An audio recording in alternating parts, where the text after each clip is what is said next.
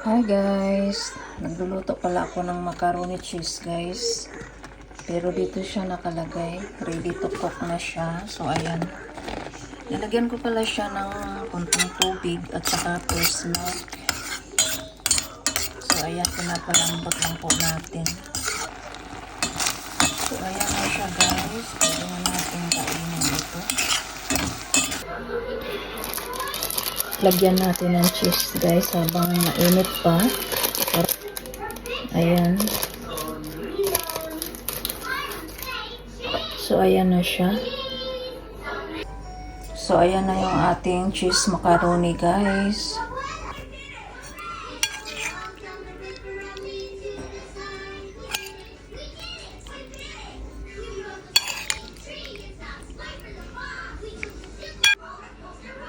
Macaroni cheese.